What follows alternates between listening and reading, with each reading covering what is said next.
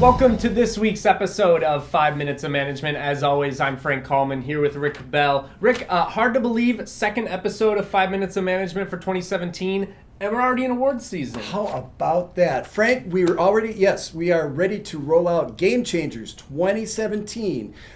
January 13th is when nominations will open, and they'll be open for a while, but we encourage you to get in there right away and get your nomination in for Game Changers.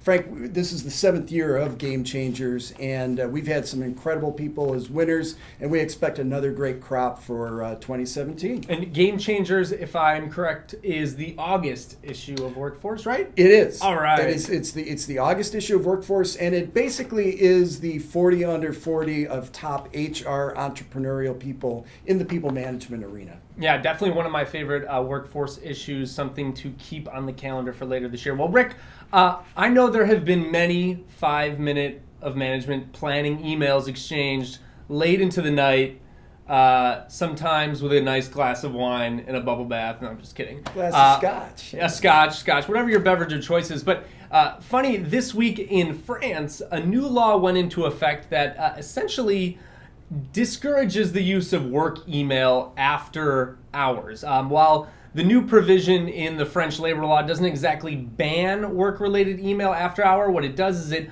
forces companies to have a discussion with their employees to decide what are the hours in which it is not necessarily expected for you to respond to email. So for some companies, this could be between 7 p.m. and 7 a.m., could be 10 p.m. and 7 a.m., and this includes weekends as well. So kind of interesting that France decided to include this in part of its national legislation as opposed to something just, inertia would have... Sacre bleu! You would hope. Who would have ever thought? So, wow, how do we unpack this? Well, Frank, to me, it makes a lot of sense that it's like once you're done with work, it's like go ahead and shut it off. But of course, we in America don't necessarily function that way. It's all about productivity, and you even see commercials. I think there was an Allstate commercial where it's like the guy is just too busy because he wants to compete with the next guy. So it's like, turn off your email. Good for you, French people. Yeah, hopefully we never get to a point here in the U.S. where we have to have our own law of that nature. Hopefully,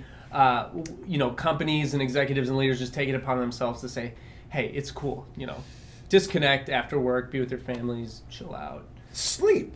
Wow, who thought of it? Well, Yeah, Frank, sleep. which leads us into our next story, which is about the lack of sleep that people get and just what a crisis it's become. I mean, the CDC has declared it a health problem, but why does bedtime matter so much to employers? Well, research shows that with the loss of sleep adds up to 11 days lost productivity per year per worker. In the U.S. alone, that's an annual cost of $63 billion. Holy smokes.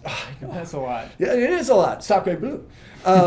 So there are ways that employers can counteract this and create a more well-rested workforce. You can share an article or a video to get a good night's sleep. You can ensure reasonable work schedules, flexibility, fewer outside of work emails to promote restfulness, and encourage your people to have a sleep log through apps like Sleep Genius and share not only how they've rested, but how they can support each other. So yeah, Frank, I think there are plenty of reasons beyond just shutting off your email to get a good night's rest, and obviously there's some dollars and cents behind it. Sure, and I think while a lot of times on the show we speak to the employer to sort of help create these cultures where this sort of stuff is accepted and so on, I think we need to emphasize that individuals also need to really just take responsibility for this. If you're in a job where you are not getting enough sleep and you're stressed out, you need to take control of that situation, have a conversation with your manager or boss, do something, because it's not just about being more productive at work. It's not just about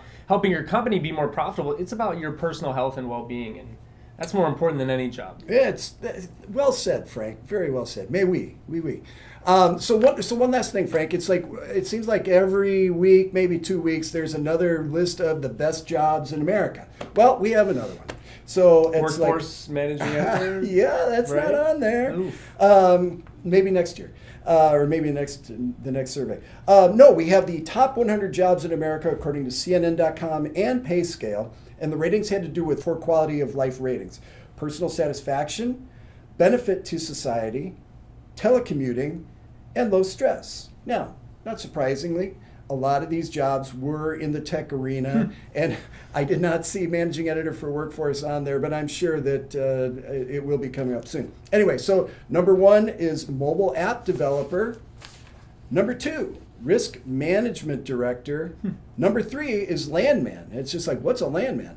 So landmen who serve as liaison between energy companies, people who own mineral rights to the properties and the companies would like to access, and government agencies. So that's a landman. And product analyst. And then finally an info assurance analyst, in which you think of them as data superheroes out to protect the security of an organization's hardware and software systems. So there you go, Frank. How about that? How about that? And how about we are 2 for 2 in 2017 with excellent 5 minutes of management shows. We are. I like that. How about that? Well, that's all we've got for this week's episode. Be sure to follow us on Twitter, LinkedIn, and Facebook. You can also check out us on our YouTube channel as well. Until next time, we got Rick Bell. I'm Frank Coleman. See you next time.